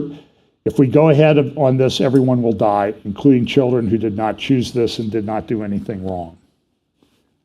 Now, Sam Altman came out and said, well, I disagree with Eliezer. But this is serious stuff. You understand this is the Tower of Babel. And I'm really serious when I say, like, what we know as what could be the beast system, I forget who it was, one of my friends said something like, the technology required for the beast, we've gone way beyond it. How long is God going to let this go? This is religious warfare, spiritual warfare that we're engaged in. This is very serious stuff. Time is short. I hope I've made that point today. This came up at the White House press briefing, what Eliezer had said in his article in Time magazine. Here's Peter Doocy questioning Karine Jean-Pierre about this. Now, watch the response of the lemmings in the room when Peter asked the question the second time. Here we go. Thank you. On artificial intelligence, 1,000 of the world's smartest people are saying that AI can pose profound risks to society and humanity. They want you guys to regulate it. Will you? You're talking about the letter that was released yesterday. So, look, it highlights a number of challenges addressed directly in the administration's blueprint for an AI Bill of Rights, which was released last October, as I'm sure you've been following, Peter. It includes principles and practices AI creators can use to ensure protections related to safety, civil rights, civil liberties, are integrated into AI systems from start to finish. Right now, there's a comprehensive process that is underway to ensure a cohesive federal government approach to AI-related risk and opportunities, including how to ensure that AI innovation and deployment proceeds with appropriate prudence and safety foremost in mind. And so we're going to, I don't have anything to announce at this point, at this time, but there is a comprehensive process in place. So announcements aside, there is now there's an expert from the Machine Intelligence Research Institute who says that if there is not an indefinite pause on AI development, this is a quote, literally everyone on Earth will die. Would you agree that does not sound good? Your delivery, Peter, is quite something. It sounds crazy, but is it? All I can say is that there's a comprehensive process in place. We put out a blueprint back in October, as you know. I don't have anything to share. We have seen the letter. We understand what their concerns are. Again, a comprehensive process. We'll let that flow. So is President Biden worried that artificial intelligence could become self-aware? Look, there's a comprehensive process. We are taking this very seriously. We put our blueprint out back in October. I just don't want to get ahead of our findings and what that's going to look like. But it is a cohesive federal government approach to AI-related risks, as you just laid out in a very dramatic way. But clearly, is there anything more dramatic? I mean, you just read it. Literally, everyone on Earth will die. Pretty dramatic. Pretty dramatic. We're going to move on. But thank you, Peter. Thank you for the drama. Go ahead. You think? So listen, the question is, Is AI self-aware?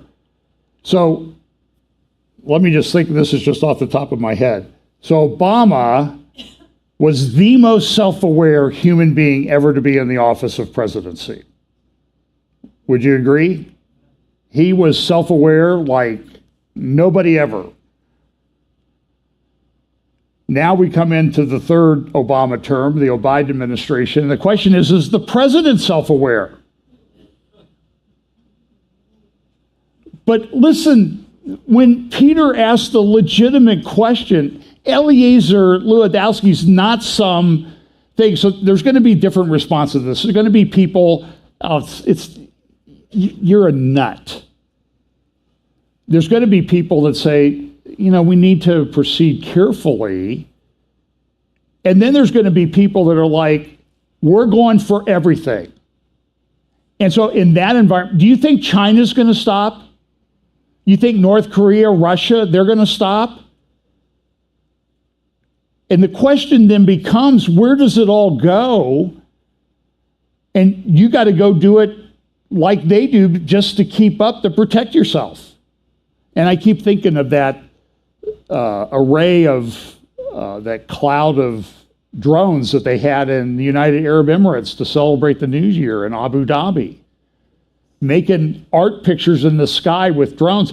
But a human being couldn't do that. It had to be machine and artificial intelligence and that sort of thing. But if you think that's just, look at the pretty lights in the sky, that has a military application. And we're,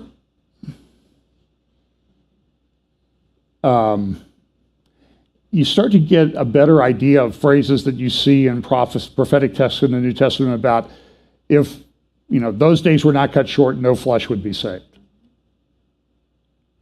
Do you have a little bit of a better grasp of why you should look forward to the return of the Lord? Seriously.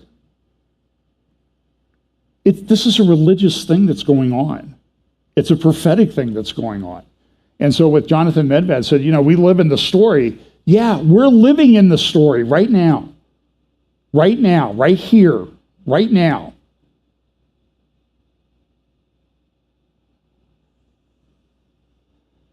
And they laugh at him like, Peter, you think the world's coming to an end? Come on.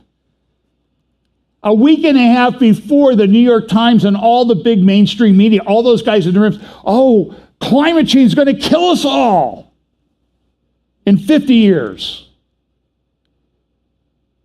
But don't look at the shiny object right in front of your eyes, trying to read your eye. There's a rapidly closing window for opportunity to secure a livable and sustainable future for all. There's a very high confidence.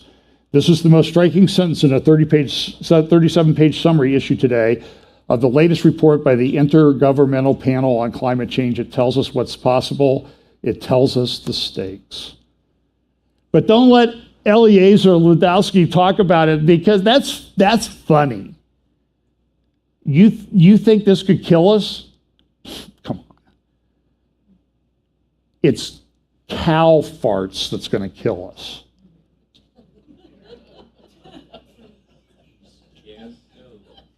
Gas stoves, heat, fire,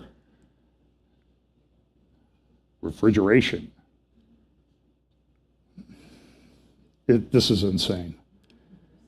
So I need to stop. This is the front page of the Financial Times Friday or yesterday. And a couple prepare for a multipolar currency world. I'll do something on midweek about that.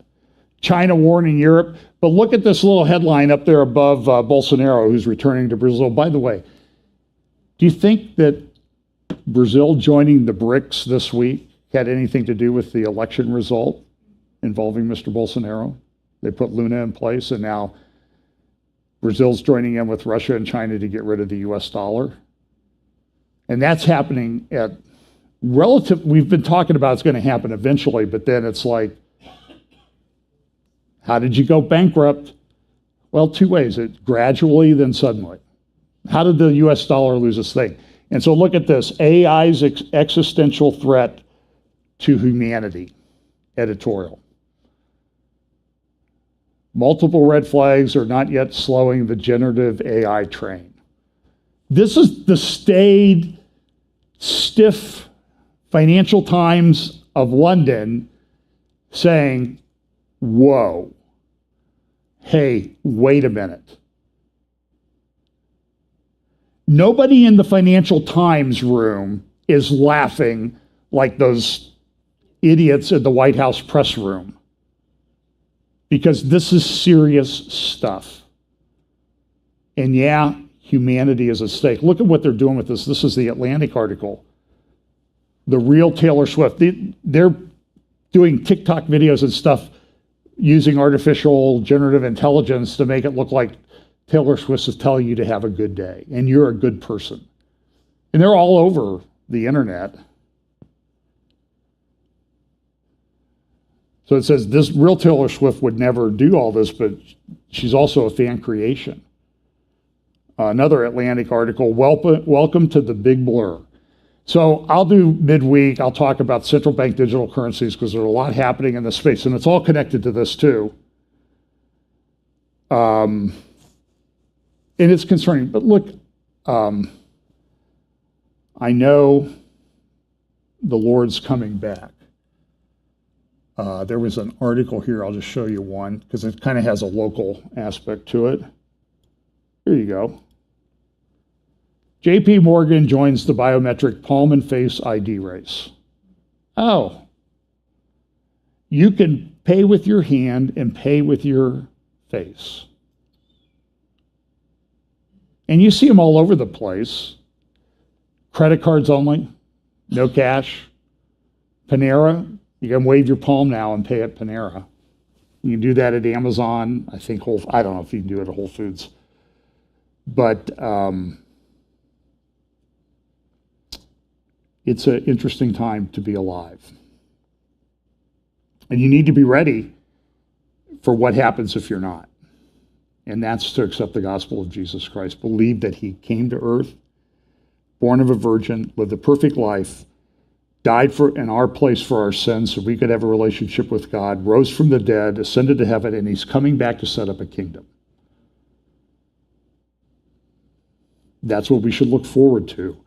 But we need to be ready for the stuff that happens in between. And we've been told about the parameters of that, and I think we're living in it. We're living in that story right now. So let's pray. Lord, thank you so much for the opportunity that we have to still talk about these things. We pray that you'll protect us, give us wisdom, give us courage, help us to take advantage of opportunities to share the gospel with those around us, and to be led by your Spirit in everything so that we will act wisely in everything that we do and act in such a way that will glorify you. Bless us this week. In Jesus' name, amen.